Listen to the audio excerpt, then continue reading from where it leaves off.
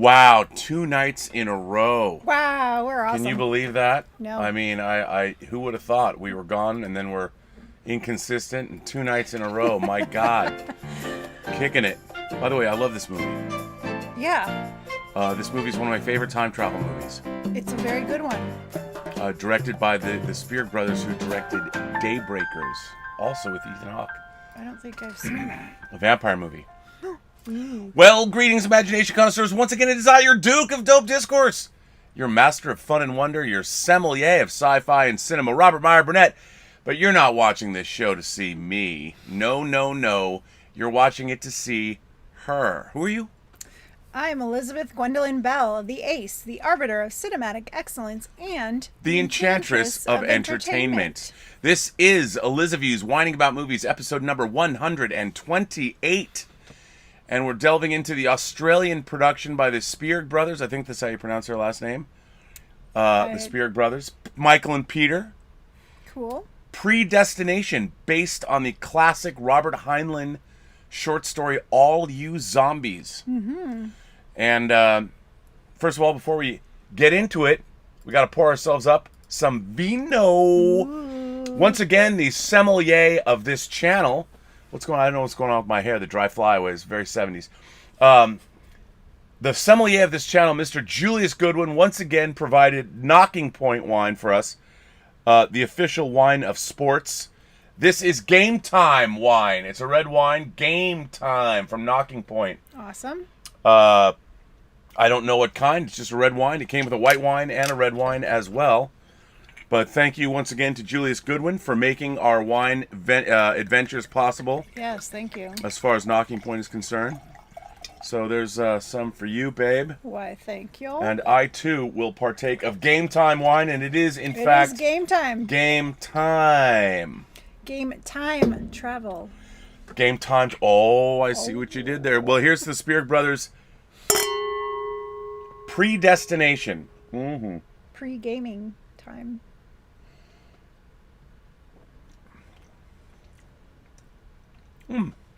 I like that. What do you think? It's pretty good. Interesting taste. Mm-hmm.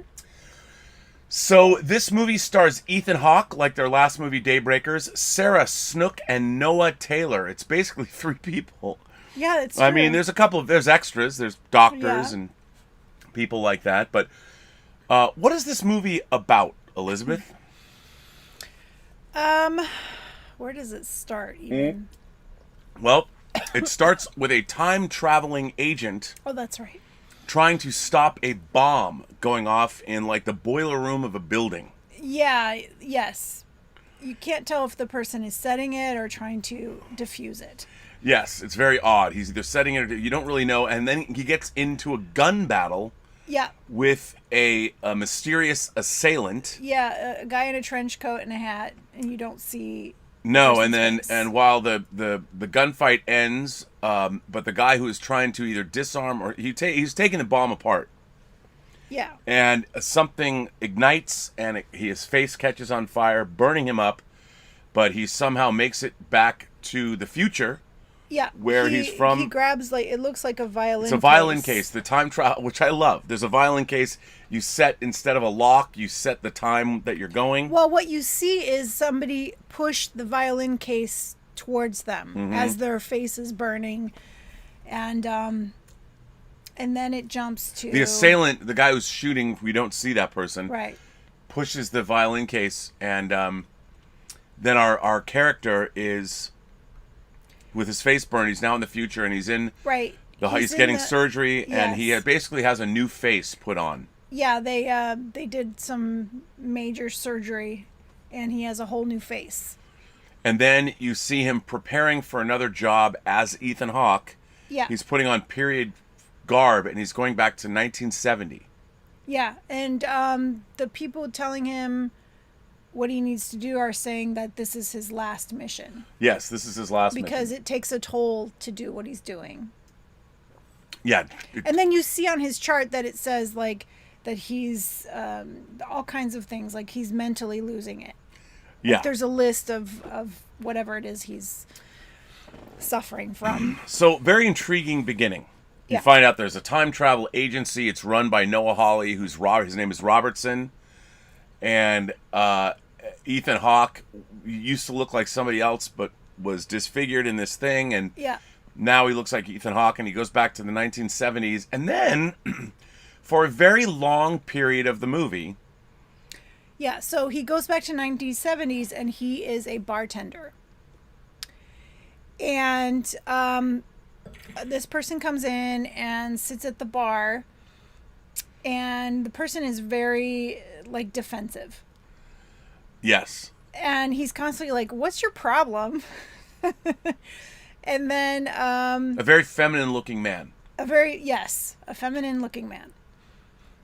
And right away I was like, that's a woman. That's a woman. The man is being played by Sarah Snook, the actress. And so then they start having a conversation, and they make a bet. Well, you also find out that in the future, we missed something. There is a mad bomber. Oh, the Fizzle bomber. They call him the Fizzle bomber, who has been killing a lot of people. And there's a major explosion that kills like 11,000 people in New York. It destroys 4 city blocks. Well, it hadn't happened at that point, but it was supposed to happen. Yes. It was supposed to blow up like 10 blocks and kill thousands of people. Yeah. So... And they're trying to prevent this. They don't know who the bomber is. Right. So he goes back to take care of this bomber. So he's having this conversation in the bar, and... I have to say that when you're watching this, you've seen this whole thing happen, and Ethan Hawke has a new face, and then suddenly he's a bartender in the 70s, and this person comes in that we don't know anything about, right, whose gender is ambiguous at best, but supposedly a man. But they start talking, and this scene goes on for half the movie. Oh, yeah. About half the movie. Well, yes, because as they're talking, there's flashbacks. Well, yeah, and they're talking about these great stories, and she says, "No, I've got the best story." Pardon me, he says, "I've got the best story that you've ever heard."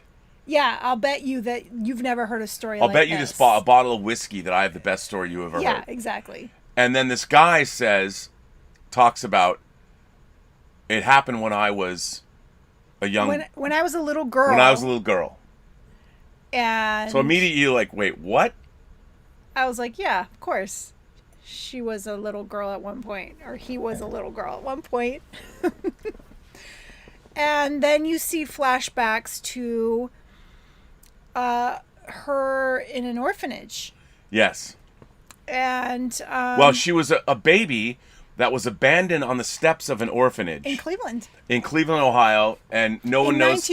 She was born in 1945, supposedly. Yeah. Was left on the doorstep and of this orphanage in Cleveland. And she is a super healthy baby, so never needs to go to the doctor. But she grows up and knows that she's different than all the other girls in the orphanage. Yeah, she feels different. She feels superior. She knows she's very smart. She's very, very smart. She's also confrontational. Like, she gets into fights.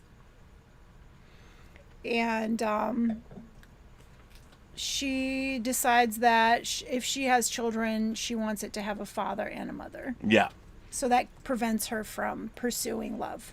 And then as a teenager, because she excels at science and math and things like that, Noah Hawley, Mr. Robertson, shows up and says he works for a company called Space Corps. And Space Corps is training astronauts, and the women are supposed to provide the astronauts with pleasure, sexual pleasure, while they're on long star voyages. And they might end up, and the reward would be they might end up marrying one of them. Yes. So all these women are applying to the space program to be the companion. And it's this testing that they go through. And of course, like, she's great in science, so she really wants this, not to have sex with these men, but because she wants to go in outer space. Yeah, she wants to be an astronaut. She wants to go in space because that's like been her dream. And this is like in the late 50s. Yeah. It's in the late 50s. And then she's eventually told that she has a medical condition that they don't reveal to her. Well, they don't tell her. She gets into a major fight with one of the other girls, and they use that as an excuse to let her go from the program. But they did some exams and find some very interesting information But out. they don't tell her what it is. They don't tell us or her what it is. Yes. And leading up to this, I'm thinking, I kind of know what this is. And then, I kind of know what's going on with this person. You can't know exactly what's going on yet because I had my suspicions because I've studied those kind of conditions because it's very interesting to me. well, okay, so anyway, don't blow it right I'm yet. not gonna blow it. So then in 1963, she's in school, she's going to school or whatever, and she's waiting outside on a park bench. It's raining and she bumps into Yeah, or that's right. She bumps into a guy. Yeah. And they strike up a conversation, and she tells Ethan Hawke he tells Ethan Hawke that she fell in love with this person. Yes, and yeah, she's telling this whole story to Ethan Hawke at the bar. Right. And so she falls in love with this guy. She gets pregnant. Well, she doesn't know. Like, he, all of a sudden, like, they're in a park, and then he just disappears. And she thought she would live happily ever after with this guy. And she was so in love with him. And he just disappeared one day. He just said, wait here on the park bench. And he just left and never came back. So she's so angry at him. And she, all these years later is just so mad at him that that he destroyed her life. But in the meantime, that Robertson shows up and tells her that he doesn't really work for the space program, but he's interested in her for something else, an agency that he works for. And she's like, well, what kind of agency? What is it? And so she goes and gets tested and stuff, and then finds out that she's pregnant. She finds out she's pregnant. But then after she finds out she's pregnant, Robertson basically never sees her again. Finds out she's pregnant and just bails. Yeah, that's it. Like, she can't be part of the program. She can't be part of the program. She's pregnant. So she's really now upset that this guy totally ruined her life. And she then what? Then she... Well, yeah, this guy got her pregnant, left her high and dry. So she gives birth to this baby. And once she gives birth by cesarean section, they tell her that her insides, they had to do a hysterectomy. They had to take her ovaries. They had to take her uterus. And they tell her that she actually has both sets of organs, that she was born a hermaphrodite. Yeah. And so she actually has male organs. She has both female and male organs. She has both female and male organs. And they tell her basically, it would be better if we do surgery. Well, they didn't even give her an option. Yeah, they didn't give her an option. They just were like, we had to do an emergency C-section, and we had to take your female parts out. And then we started reconstructing your male parts. Yep. And then she's like, what? So now I have to be a man? Yes. So she becomes a trans man. Yeah. She's a woman that becomes a trans man. And... well, she was both, so... yeah, she was both. So what ends up happening is that then somebody mysteriously steals her baby. Yeah. From inside the hospital. Yeah, she feels like... her baby's the only most wonderful thing that she has. Like, she's had this horrible past, and then somebody steals her baby, and she has to become a man, and somebody stole her baby. And so this is the story that she's telling Ethan Hawke in the bar. Right. And Ethan Hawke is listening to this, and he's like, okay, I understand, and I hear all this stuff, and Ethan Hawke says, but here's the thing, now you need to come with me. Well, he says to him, if you could kill this guy, would you do it? Oh, yeah, would you do it? And he says, of course, right away. I would not hesitate. I would do it. He ruined my life. He got me pregnant. I had to become a man. I would kill him. And so he's like, okay, come with me. Come with me and I can make that happen. Yeah, he's like, I can make that happen. And he starts naming names. And she's like, how do you know this stuff? And he's like, just come with me. I will provide you with this person, and you have to kill them. And so they go down into the basement of the bar, and he pulls out the violin case. The time travel, which I love. Yeah. I love that there's no 88.1 gigawatts or whatever. There's no machine. It's just this device. It works. It's a violin case. Why is it a violin case? We don't know. It's a great way to hide it. You can turn it on and you can travel through time. It's just, I love that. I love that, and it works. It works. And of course, they travel through time back to 1963 when she originally meets the guy that gets her pregnant. Right, when they meet in the park and he leaves her. So they go back to that moment in time. And, well, to make a long story short, I mean, because then it gets a little convoluted. So the man that she bumped into originally, that she fell in love with, is herself as a man. It's her, the person that we've been following at the bar. You just laid it out like that. Well, okay, you tell it the way you want to tell it. When she comes out in the rain and she bumps into that person, that's when you see that it's her. It's her as him. Well, yeah, the character we've been following at the bar has gone back in time. Yeah. So it's that character and bumps into her. They're the same person. Yeah, he thinks he's going to kill this guy, but it's actually him. But it's him. He's the guy. He is the guy. And so he can't help himself. He falls in love with himself. I totally would fall in love with myself. If I were in this story, would you fall in love with yourself? Fuck yeah, I would. I would fall in love with myself. I would totally fall in love with If I was a girl, I would totally fall in love with me. I would absolutely fall in love with me. Why not? Yeah, right? But then it gets even crazier. It does. Because we find out that and also Ethan Hawke went back with him to that, and he's like, I will be back for you. And then he goes off in time, and well, they have to have a romance, and you find out that our main character, the woman, the guy who's Jane or John. Jane or John. So Jane is the girl before she became a man, and John is the guy who she becomes. Yes, and I mean, it becomes pretty outlandish after that. So it turns out that the baby that they have. Whoa, you're jumping way Okay. ahead. I'll let you tell. You go ahead. You're jumping like way ahead. Okay, this is a very complex story. So Ethan Hawke goes back in time. He goes forward in time. Oh man, I don't even know what order this all happens in. But he, I don't know.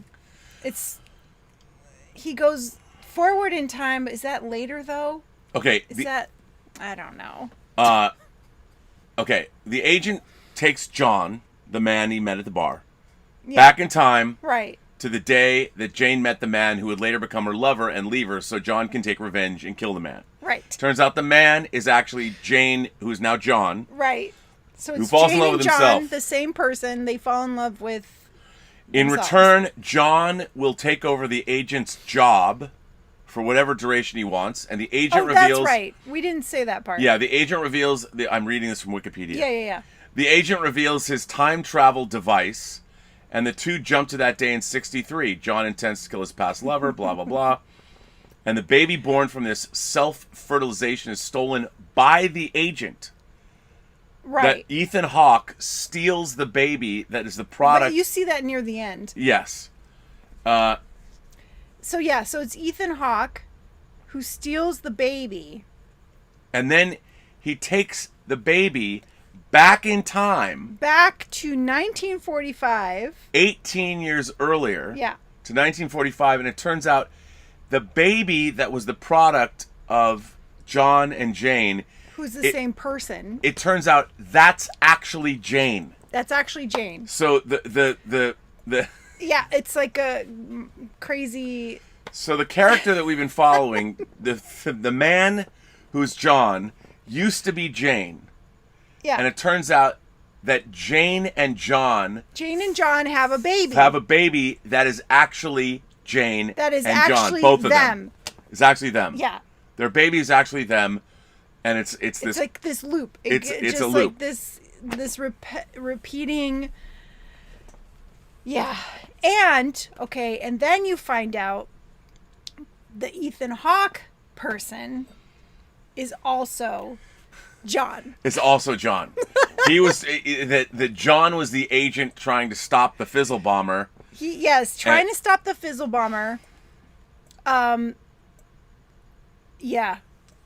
And you've got this Robertson figure who is running this agency, trying to stop the Fizzle Bomber by sending agents back. He says there's 11 agents, but you only ever see Ethan Hawke or John. And they're trying to stop the Fizzle Bomber, but in the end you see Ethan Hawke confronting himself. An older version of himself. An older, crazy version of himself. Because time travel has damaged him. Yes. He thinks he's saving people, but he's really blowing people up. You learn that the guy whose face had burnt off was John, and that Ethan Hawke was the agent who shot him and then gave him the time travel. So it's all one person. It's all one person. You've been watching multiple people this whole time, and it's all the same person. It's all the same person. This person is fucking himself or herself. He's talking to himself at a bar. That's right. And the whole point of this is that Robertson is trying to orchestrate an agent that completely exists outside of time.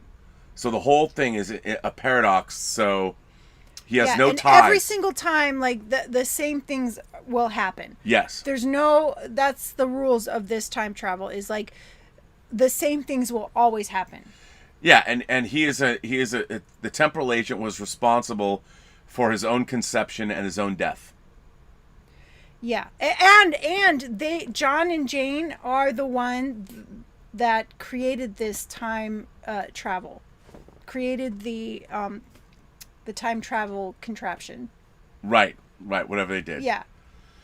So it's let me like this crazy loop that keeps going. Yes, and going and going. People talk about the grandfather paradox. I mean, this takes that to the nth degree. Yeah. I mean, what I love about this movie. Well, first of all, what do you think of the movie?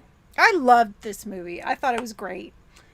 I love the idea of it. The only thing that gets muddled for me is like, okay, why is there a Fizzle Bomber? And then, so John ends up being the Fizzle Bomber. John Jane is the Fizzle Bomber. And this agency is created to stop the Fizzle Bomber. And my questioning was about Robertson. Like, what is his role in all this? And, and then when you think about it, so he's the Fizzle Bomber and he thinks he's helping people, but actually he's killing people, right?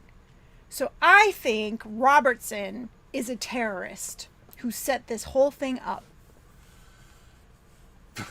But why would... And created this loop with this person and made them think that they were trying to save people from the Fizzle Bomber, but they were actually killing people. To what end? I don't know.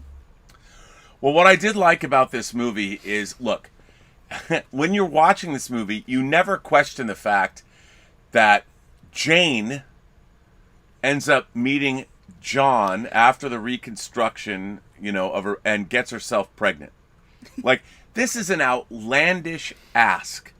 Like, no movie I can't believe when you're watching this movie, you actually buy into this gobbledygook. I don't know. I mean, if time travel were possible. No, I'm talking about the guy that a girl finds out after giving birth that she has 2 sets of organs. Yeah, She basically, well, that actually happens. okay, I know, but has a sex change because there's nothing else she can do. It just seems It a was little forced on her. like. But why does she have to have a sex change? Like that was the one thing. Because she had to have a C-section, and while they were in there, I her know. organs got damaged or whatever. But why so did they had to- just leave her a woman? Yeah, they could have. Like they could They could have just done a But- hysterectomy. but I and, get the and idea. left everything alone. Yeah, and since it is the early '60s. But yeah, they wouldn't do that. I heard my impression was that the time travel agency has organized this, so it had to happen. Yeah, it had to happen. Like they had to they had to do this. It had to happen. Plus, back then they did weird things like that. Like there's the story of those twins in Canada who twin boys were born, and they went to have to be circumcised, and one of the twins, the circumcision went awry, and the doctor accidentally snipped off the penis.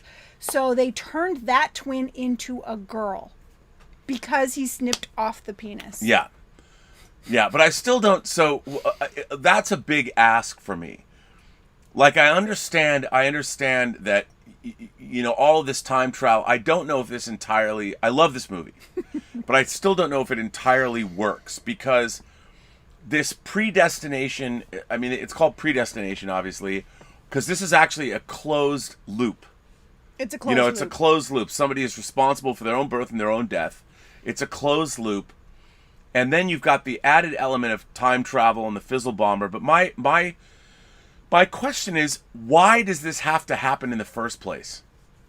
Well, my theory is Robertson is creating a terrorist. Okay, but why? Yeah, but why? I There's no I answer. understand you. I don't think that's necessarily true. I think Robertson is he's a prime mover that's trying to create this character is. But he even has a conversation with him, and he makes it sound like ambiguous about the terrorist thing. It's true. I mean, the discovery of the movie is not ultimately, at the end of the day, the question is, okay, why does he become the fizzle bomber? That's a little nebulous. But the rest of this movie, when you're following it, like, I remember, I had heard about this movie, but I didn't know anything about it other than it was based on a Robert Heinlein story. I was unfamiliar with the story, All You Zombies, and I sat down, I bought the Blu-ray. It was one of those movies I sat down and watched it late one night, and my jaw was all, I was like, I'm like, what? Like, no way. Like, and it just is, because when Ethan Hawke goes back in time to the 70s to the bar and starts talking to Sarah Snook as John, I'm like, okay, they're just hanging out, and then the conversation turns, and then suddenly when she gets to the end of the story, is that not the best story you've ever heard? And Ethan Hawke's like, well, do you really want to kill this person? I can make that happen. And you realize he's known who this person is the whole time. I figured that because he's sent back to find the fizzle bomber. So I'm thinking, oh, this person's probably the fizzle bomber. And he already knows about this person. That's what I was thinking when they first start talking. Well, he has to know, like, everything. But my question is, does he know, does Ethan Hawke know that he's during various parts, he doesn't know everything. He doesn't. Like, he doesn't He learns things as he continues in time. Yes, and it's in his time. And it all Robertson knows everything. Yes. But my question is, why does this have to happen? Like, yeah, at the why end does of the day, it have to happen? What is the point of this entire thing? Yeah. Like, why? And I guess it doesn't matter. Well, for me, I've decided that it's Robertson who is creating this whole crazy scenario. Yeah. But I mean, I really like this movie. I do too. I mean, as far as low budget, they made this movie for $5 million. Yeah. It looks great. It looks great. Beautifully made film. And I like the performances, and I'm just so intrigued because it's so gonzo, it's so out there, and you're following along, going, yes, of course he fucked himself. I love the. Of course, you would fall in love with yourself. Come on, who knows you better than yourself? Of course, you would fall in love with yourself. Everyone would fall in love with themselves.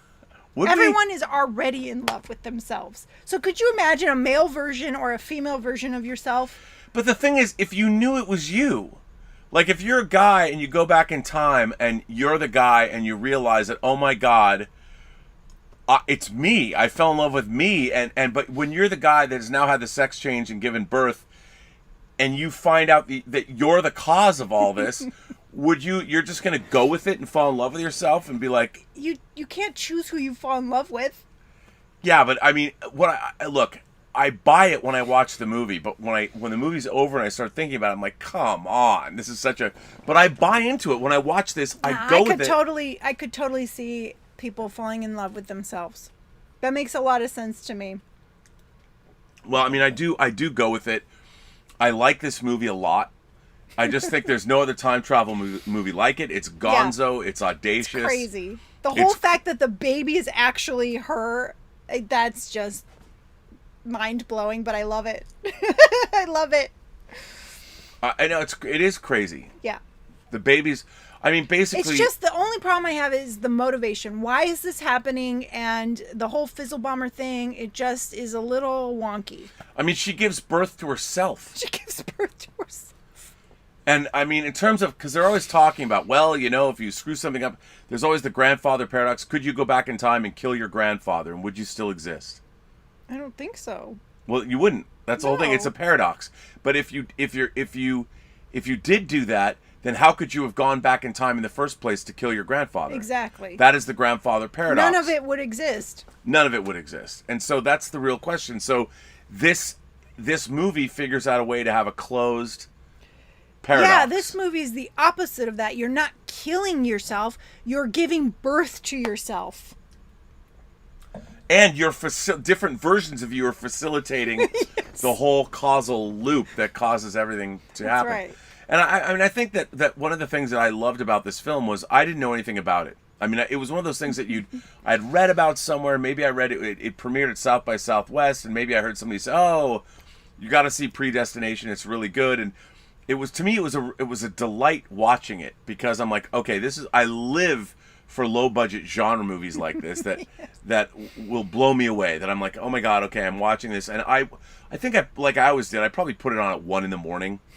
You know, when I was drinking whiskey or something, and it was one of those things. Oh, you can't watch a time travel movie like that. I wasn't drunk, but I sat down and I'm enjoying myself, and it was one of those movies where you're sitting up, you're totally like, what's going to happen next? What just happened? And when she the way it's done, because you don't expect a movie like you've seen this explosion in the beginning and the time travel thing, and then it settles into Ethan Hawke talking to this guy at the bar for like a half an hour, and she tells this flashback story, and you're watching it. I love it. It's like narrated stories. I love that. It is. It's a narrated story, and you look at it, and you're watching it, and then when she's done, or he's done telling the story, then Ethan Hawke goes, if you could kill this guy that ruined your life, would you? And she's like, yeah, and he's like, come with me. And then suddenly he's time traveling with this rando that was in the bar, and you realize, oh, like, all of this was supposed to happen. And then it just gets weirder and wackier from there. Yep. No, I highly recommend this movie. It's like a great Twilight Zone episode. Of course, we've now ruined the whole thing. I mean, we can't help our show. This is how it's structured. We always tell the plot. So it still would be an enjoyable watch. Yes. Right? Well, no, it's a great movie. It's fun to watch. The performances are great. Everybody's good. Sarah Snook is really good as Jane and John. Awesome. Really good. She's really cute as a schoolgirl, and she kind of looks like Leonardo DiCaprio as a guy, sort of. That's true. Because she's got a Leonardo quality to her. Yeah. It's the shape of the face. Yeah, and it just gonzo. I mean, it just goes for it. And you're watching this, and Noah Hawley's really, really good. And, Ethan Hawke is great. Yeah. Pardon me, I said Noah Hawley. That's the creator of Fargo. Noah Taylor. I keep saying Noah Hawley. It's Noah Taylor, who was in Almost Famous and been a lot of... He was in Game of Thrones. Yep. He cut off Jaime Lannister's hand. He did. So, he did. Yep. So I'm a big Noah Taylor fan. Yeah. But yeah, I just really like this movie. I did too. Did you like the performances? I thought they were great. I thought they were great too. Very believable, even though this is a crazy, outlandish story. Yeah, and it's the kind of movie where a movie like this, a studio might have released this movie 30 years ago. Maybe New Line would have made it and put it out in the summer, and it probably would have grossed $50 million at the box office. It bums me out that a movie like this would have been a water cooler movie that people were talking about. People would have seen this and been like, oh my God, I saw this crazy, my boyfriend took me to this crazy movie on Saturday called Predestination. I mean, I couldn't believe it. And it'd be one of those things where don't spoil it. Don't spoil the surprise. That's how they would sell the film. Yeah, when did this come out? 2014. Oh, yeah. More recently. It's an indie movie that not a lot of people know about. By the way, it is streaming on Amazon, I believe. I think you can rent it on Amazon. Yeah, you can rent it. Okay, you can rent it. Mm-hmm. Definitely worth the rent. It's definitely worth the watch. For sure. And it's a crazy movie. It's a fun ride. It is a fun ride. I thoroughly enjoyed it. I didn't check to see. And by the way, I have to say, the Spierig brothers, or Spierig, I think it's Spierig brothers. The Spierig, Spierig. Spierig. It's Spierig, the Spierig brothers. Daybreakers was a vampire film, and I really like that too. Ethan Hawke stars in it when the world has basically become vampires. I wonder, okay, they directed Jigsaw for Lionsgate, and then they did Winchester, which I haven't seen. But Jigsaw, I didn't see Winchester. So they've done Jigsaw, which was and Winchester, which I heard wasn't. I haven't seen Winchester. Well, the Helen Mirren, she stars the Winchester Mystery House. I that's too bad because, they Daybreakers which is a great sci-fi horror movie, and this, which is kind of a sci-fi horror movie too. Mm-hmm. As auteurs, I think the brothers they're really good. I mean, coming up with these concepts. And Sarah Snook starred in Winchester. Oh, well, I guess I'm gonna have to watch that now just to see it. So, well, there you go. Let me see. I don't remember if we got any letters. Because we might have letters. Which, let me see.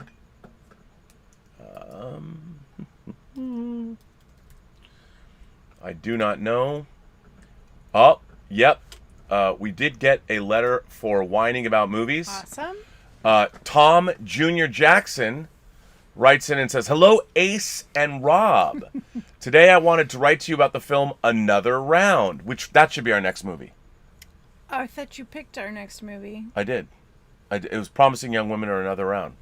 Okay, awesome. So today I wanted to write to you about the film Another Round. I watched this movie Monday afternoon, May 3rd, and I have a few thoughts on the film I would like to share, if I may. You may. Now, if I go into spoiler territory, I'm sorry. You know what? I'm going to save this letter. Save it. I'm saving this letter. This movie. Tom Jr. Jackson, I'm saving this. Yeah, we're going to do this movie. I will save this letter. Yeah, and then you can read the letter. Yeah, because I really want to see this movie. As a matter of fact, I want to see this movie so bad it's just sitting it's sitting right here, along with Promising Young Woman, which are our next two movies on WINEning. Don't you start school Monday? No, not this Monday. Oh, you got one more week. Yeah. So these are going to be the next two films on WINEning About Movies. Promising Young Woman. Yeah. And Another Round. So, yeah. Tom, I will read your letter when we've watched Another Round and Promising Young Woman. I'll see if we have another. We have another letter. Awesome. This letter is from Dieter Bastian. Dieter! Another letter. Dietz. Dieter Bastian is now campaigning to be on the show. Yeah. He already wrote one letter. He says, "Boom, bang, boom." He says, "Did I mention that I have an Elizabeth's t-shirt?" Yes, and it's yellow. "Other than that, I would be the first international guest on Elizabeth's if I'm not mistaken. And doesn't Rob keep saying everybody gets a trophy these days? I want one too." Yeah, the ratings of Elizabeth's would be plummeting for that episode, but then it could only go up from there. Unfortunately, I can't provide any French conversation with Mademoiselle Belle, even if I had French in school, which bums me out myself. Aww. You can look me up on YouTube. where I do a silly show with Hollywood big shot Robert Meyer Burnett. It's called Let's Get Physical Media, so you can get a look at what a douche you would be inviting. Rob suggested a doubleheader for better views, so my second suggestion besides Bang Boom Bang would be Thursday, which I have. I bought that. Damn, that's not bringing better views either, but I think these two movies go very well together. I didn't pick a genre up above because I wouldn't call them both comedies per se. They're more hybrids. And Rob says the comedy should come from the stories themselves. I don't know if you both will find them funny, especially since Bing Bang Boom, whatever it's called, comes in German with English subtitles, so perhaps just watch them and then decide if one or both would have value to bring them out into the world through Elizabeth, which would be dope. Come on, man. Dieter. Come on, man. Picks Bang Boom Bang and Thursday. One or both is fine with me. Well, Dieter, it's up to it's her show, man. I mean, I don't know either one of those movies. Well, I don't either. So, but there you go. Nothing wrong with that. Yeah. You know what I mean? I know what I mean. There's our letters. I don't know if anyone has fired in any super chats or anything. They have not, so that's okay.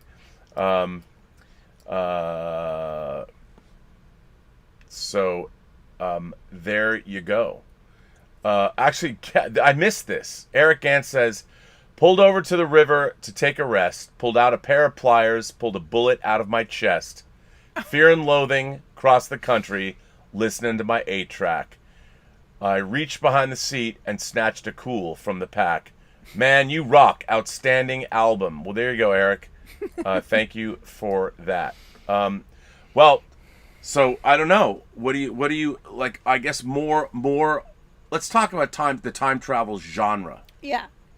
So, do you like time travel movies? I love time travel movies. What do you think about time travel movies? Is the time travel genre just wish fulfillment? Like we all wish that we could go back into time and change something in our lives, a mistake we've made, or rewrite our own. Is that the appeal of it? Yeah. Yes, I think that is the appeal. And when you think about it, like, when I think about time travel, I think, yeah, it'd be very possible to travel into the future, but traveling into the past seems much harder. Like, could you do that? Wait a minute. But if okay, let's assume you have a time machine. Yeah. I would wonder if a time machine, if a time machine really existed, I don't necessarily think you could travel to the future because it hasn't happened yet. The past already happened. So there's a place you could go to. But I've always had but see, that's why I think you can travel to the future, because it hasn't happened yet. And so... Yeah, but there's nowhere to go. Like, how do you go into... It doesn't exist. Like, if you were to go into the future, are you going to... What's happening? Well, because it's almost like putting yourself on pause, and then all this time goes by, and then when you're off pause, then you're in the future. Oh, so you've now come up with some way... You have now created your own science of time travel. Well, to me, that's how it would work to travel to the future, right? Because if you were like, you know how in movies you can freeze your body and then all of a sudden you're in 300 years in the future. Yeah, but your body was sitting there for 300 years. Okay, yeah. In a cryotube. Yes, that's how I think about time travel. So you think if you had a machine... I mean, that's how I think time travel would be possible, but I don't see how you could go... But you're not really traveling through time then. You're not really, but... Because in my mind, the whole... But you kind of are, because your body is stopped. Your body is stopped. Everything is stopped in that moment. And then all of a sudden it's 300 years later. And your body and your mind starts up again. Well, okay, I'll buy into that premise a little bit. Because, like, the first... Obviously, I think the first time I encountered time travel was in Star Trek and the Twilight Zone when I was a kid. But I remember seeing the H.G. Wells, the George Powell produced Time Machine. Yeah.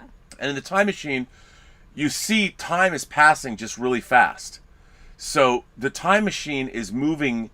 It's taking you out of the time stream, but it's sped up like you're traveling. But you're watching the sun go across the sky. I can believe that. So time is actually passing. So you're not Yeah, you're somehow, not jumping directly to a point in the future. Exactly. So you're not going from here to here. You're going through time. You're going through time just on fast forward. Yeah, you're just accelerated. Right. So you have to pass through. But the question is, how do you go back to the past? Like, it's already done. It's gone. It's over. Yeah, but there is a fixed point in time and space of where that past is. Is there? Yeah, you could calculate it. Like, you could even calculate, like, okay, so 50 years ago, because everything is moving. The Earth is moving all the time. So you'd have to figure out, it'd be like navigating through hyperspace. You'd have to navigate through time and figure out, okay, there's been so much galactic drift and the world has moved because our galaxy is moving. Everything is moving in the universe. So right, you have to figure out forward. That's why I don't feel like you could go back. Well, it's a science fiction concept. So let's assume we can. We've seen people go back in time. Well, you're asking me how I think and feel about time travel. Yeah. And to me, it feels impossible to go back in the past. Okay, but just like it's impossible to reverse death. Okay, but we've seen. Okay, I understand that, but we have had movies like Back to the Future where you go back in time. Yes, that's fiction. But isn't all time travel fiction? It is, but the possibility of going like far into the future seems more plausible to me than going back into the past. Like, I feel like at some point we will be able to go into the future. But you wouldn't be able to come back. Because the past is the past. Those are my thoughts. Wait a minute. You think we can actually go into the future, but we can't go into the past? Like, somehow we're going to be able to travel into the future. Yeah. But we're traveling into the future. Watch this. Wait, ready? Count to 5. Ready? Everyone, watch this. Ready? 1, 2, 3, 4, 5. We're in the future. Yeah, exactly. We just traveled. Yes. All of us together collectively. Yeah. We just came into the future. Yeah. And we're still going. We're still traveling into the future right now. We are. That's why I don't think you can go backwards. Have you ever gone back to the past? No, but there are times. Mind? There are times I've wanted to go back to the past. Right. There are decisions in my life that I would definitely benefit from if I made a better choice. Me too. My life would ultimately be a better. Me too. I mean, maybe it wouldn't be better, but I don't regret it. I don't regret it, but I do think that, like, I have regrets. I mean, my career could have been a lot further along, I think, if I made bad choices. So, and there are other things like I should have done. Yeah. You know, like my grandfather wanted me to go to a very prestigious Eastern prep school that he went to, Phillips Exeter Academy. And I'm like, what the hell do I know about going to an Eastern prep school? We don't have, and my whole thing was, we don't have the lifestyle. I don't even know, I know nothing about what it's like to be a rich scion of powerful families that have lots of money. What would I do at Phillips Exeter Academy? I would be like the kid in School You'd be Ties. the cool dude that, like, everyone wants to be because they're stuck in these, these. No, I wouldn't. No, I wouldn't. I would be the kid that has no money. That had no money. You're the friendly guy who knows everything about everything. Like, everyone would want to hang out with you because you're so not what they were. Maybe, but then those people would hate me for it. Well, they'd probably be jealous. I don't know. I mean, I don't know if I was that cool. Come on. I mean, I appreciate you think I'm that cool, but when I was going to prep school, or if I went to prep school, I don't know if I'd be that cool. I'd be like the kid in School Ties. You know, like Brendan Fraser. Or I'd be like Chris O'Donnell in Scent of a Woman. You'd be the fresh... The Beard College. You'd be the Fresh Prince of Bel-Air. Oh, my God. I would be... No, I would not have that. I would not have money like that. Hey, you know who's here? The Canadian singing Posty is here. Like, who is actually legitimately a YouTube celebrity. Oh, awesome. I mean, he's literally a Canadian postman who got viral YouTube. Oh my God, I've seen those. I know. That's him. He's right in. He's watching our show. You're watching my show. I know. See, like, he is. I mean, he thinks it's funny. He's watching our show, but he's the one. Yeah. That is. He's the one. I've seen your videos. You're amazing. He's amazing. The Canadian singing Posty says, to the great Rob and Ace, I missed the Canadian gathering yesterday because of getting vaccinated. Glad to be here tonight. Happy Mom's Day, Elizabeth. Well, thank Oh, you. that's very nice. Wow. Aw. Are you going to sing a song for Mother's Day? Canadian Yeah, Singing right? Posty? Hey, we should put the link in the chat. Come on and sing a song. I love it when YouTube celebs, like, visit the channel. I know, that's awesome. It never gets old. I mean, Are you starstruck? I'm kind I'm of starstruck. You know, because he actually can do something. He has talent. Yeah. He doesn't just talk on YouTube about other people's talent, which is what I do all day. And I will tonight. Yeah, you will. By the way, what do you think? Oh my God. That is so amazing. Right? He's pointing at Freddie. Can you see? I got a new addition. I got my Freddie Mercury. I'm going to drop the unboxing video when I put him together. And I did stuff peen in his pants. There's a giant penis. Giant erect penis in his pants. People are like, take it out. Let me see. Like, the thing is, you can. You can actually take it out. And I think you should have glued it on there. Yeah, but you can't. It feels like it's slipping. It's slipping down. Well, you know, then you have to unfurl it and do it again. But, you know. Oh, it's because you want to play with the peen. I don't want to play with the peen. No, I don't. But anyway, so time travel, interesting. Somewhere in Time, somebody brought it up. We have to perhaps watch Somewhere in Time. Yes. I love the movie About Time. You showed me that. Yeah. I'd never seen it. I liked About Time. And I read the book, The Time Traveler's Wife. Yep, and they're making that into a TV series. Oh, really? Because there's a movie, too. Yeah. The book was amazing. So, yeah, I do. I love the time travel. Yep. I love Doctor Who. It's timey-wimey. It's timey-wimey. Timey-wimey stuff. Well, all right. I guess that would bring an end to this show. Yeah. So, we have to give this movie a rating. We do. And how do we have our bottoms-up scale. Our bottoms-up scale is from 1 to 4 glasses because there are 4 glasses of wine in a bottle. 4 glasses of wine in a bottle. So on a scale of 1 to 4 glasses, how many glasses do you give this movie? I'm going to give this 3.5. Really? Yeah, see, I really liked it. Okay, I'm glad you really liked it, and you'd never seen it before. I'm going to give this movie 3 stars because I think 3 glasses? Good 3 glasses, pardon me. Good, solid genre fare. To me, because it's low budget and because it's beautiful. You know what? I'm going to go 3.5 stars. I'm going to go 3.5 stars. I will, because it's a literary adaptation and it makes the most of its budget. Great performances. Kudos to Ethan Hawke for doing the movie. Right. Sarah Snook for being in it. She's awesome. And Noah Taylor was great in it too. So, yeah. 3.5 stars, I think you're right. Yeah. It deserves it. And you know what's really interesting? I've become obsessed lately over the idea of time, because on the show, I read this interview with Paul Schrader on Robservations, the writer of Taxi Driver, the director of American Gigolo, and a lot of other movies, and he was talking about the movie paradigm, the 2-hour movie paradigm, and how the important adult dramatic film that takes place in that 2-hour period of time is going away. Like, if you want to tell an adult story, you go to streaming and you do like The Queen's Gambit. It's a 7-part story. Well, I miss, this is a 97-minute movie, and I'm obsessed with the idea of like, when I do my YouTube show, it's 2 hours of your time too.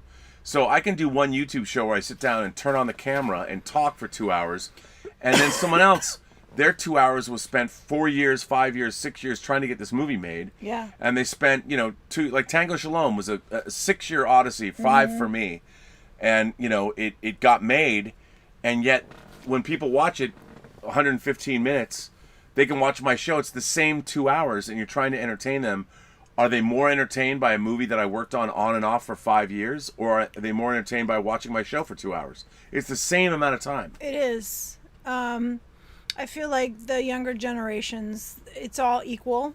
Whether it's a YouTube video or a movie or a show, it's all on the same plane. I know, it's all on the same plane, and yet there's so much more effort expended to do one or the other, and the question is that effort even worth expending? Oh, of course I think it is, but as an artist, like, it's your expression, it's your art, and it's a compulsion to do that, and even if it's a lot of work, that is your expression and your compulsion to make that. And I don't think that people should stop doing that ever. Well, I don't either, but there even you if go. it's a lot of work. Anyway, that brings us to an end to episode 128. Yes, but before we end, I have an idea for another show. Okay. So, we don't just watch movies. We watch a lot of shows. Mm-hmm. So I was thinking, we're watching these shows anyway. We should be just talking about whatever we're watching. So it should be like, whatever the F we're watching. That's the name of the show. Whatever the F we're watching. Okay, that's what it's called. Whatever the F we're watching. I like that. Whatever the F... Right? Okay, because we'll call it that. We've been going back through Game of Thrones. Yes, And we're in season 6 now. And in observations, like, you're bringing it up a lot because we're watching it, right? And we talk about it a lot because we're watching it right now. Yes. I like that. Whatever the F we're watching. Whatever the F we're watching. So that would be not about movies. It'd be about shows. It'd be whatever we're watching. Well, what if we're watching a movie? Well, that would be for this show. Yeah. So, okay. So it's our show. Although there are movies we watch that we don't talk about on this show. But anyway, I'm a TV person. I love shows. I've always loved shows. You're a movie guy. But we watch a lot of shows. We do. And I would love to talk about the shows we watch. Okay, well, I guess we'll have to get art and music, and someone will have to, make us artwork for whatever the F we're watching. I like whatever that. The F we're watching. Well, you just name that show. Whatever the F we're watching. What do you guys think? Maybe our first episode should be about Game of Thrones. Yeah, I think it should. Yeah. Because we are entrenched in Game of Thrones right now. Yes. Which is so weird because it aired so... And I have to say, and just to throw out a preview of the kind of things we would say, I enjoyed season 5 a lot more watching it now, because I didn't go back and watch season 5. So this is the first time I've gone through Game of Thrones again. Yes. Plus, I have to say, and we should probably keep this for our show, but I have to say, watching it consecutively night after night is a much different way to watch Game of Thrones than waiting week by week and then waiting a year between seasons. Yeah, I mean, you realize how good the show is, and yeah. I anticipate how disappointing.